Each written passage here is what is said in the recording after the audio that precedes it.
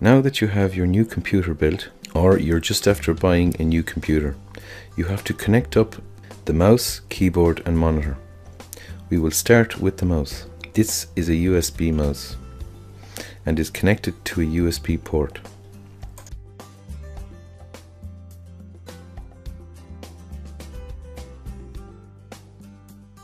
And here is the USB port. Like most connections to a computer, the USB port and connector are keyed, so they can only be connected in one way. So just turn the connector the opposite way if it will not fit in the first way you try. Now the next connection we will make is the keyboard, and this is also a USB connected keyboard.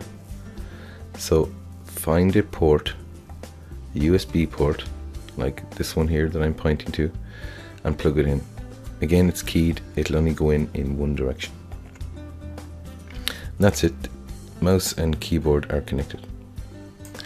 The next connection we will make is the monitor or screen. This guy here. So this is a BenQ monitor, 24-inch monitor. I'm just going to turn it around here now and show you the connections.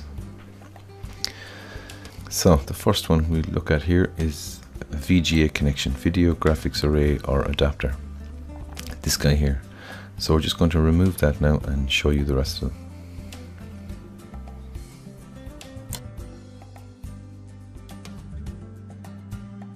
So there are three important connections to note here. You have a DVI connection, a VGA connection and a HDMI connection. And I'll just show you them there now. That's your DVI connection, there's your VGA connection, and there's the HDMI connection.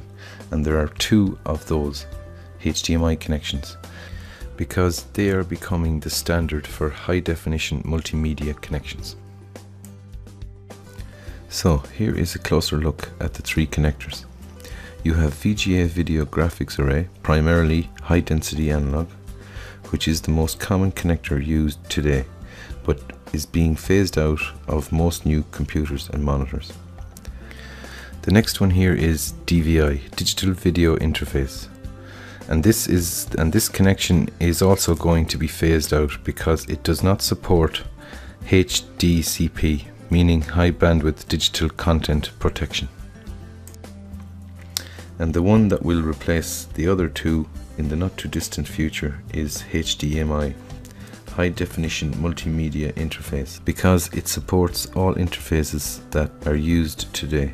High definition stream video and audio simultaneously and supports HDCP.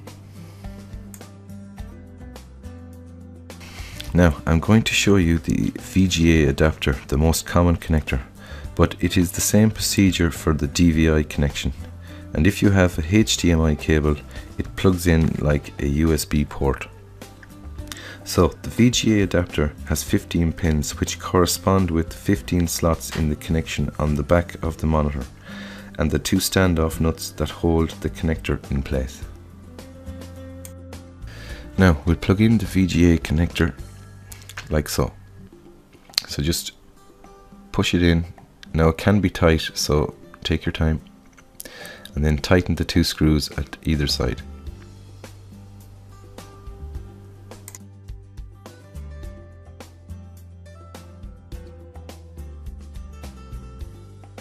Now the next connection we have to make is the power cable, this guy here. There's the connection plug, and here's the cable, and there's 3 pins in it, so you can only go in one direction. Just plug it in nice and snug. Also included on this monitor is a headphone jack and audio in and out. Another nice feature to this monitor is a USB hub, and there's the connection that's made to the computer. It's just a USB cable. So I'll just show you those 4 here now. So there's the 4 USB ports.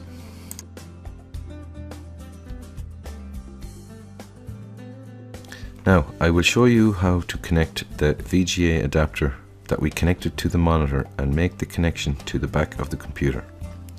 If you have a graphics card installed, then you must connect the monitor to the graphics card. and your graphics card will be positioned down here. This computer does not have a graphics card installed, so it's using the integrated graphics on the motherboard. And so you plug the monitor adapter into either the HDMI, DVI, VGA connectors, depending on which type of cable you have. And they are positioned here. So the one we are connecting here is the VGA adapter, and here is that connector.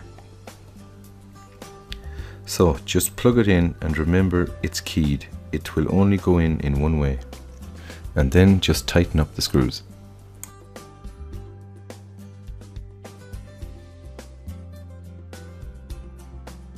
Now all that's left to do is connect up the power to your computer. So here's the power cable. Here's the power socket in the back of the power supply. And that's the switch for turning on the power supply.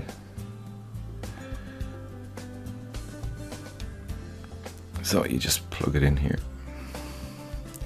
Now make sure that the switch on the power supply is turned on before you plug it into the wall, or you'll have no power going to the power supply. Now there is one last thing you need to do, and that is plug in the monitor and make sure it's powered up before you turn on your computer. That's it, you're ready now to install your operating system.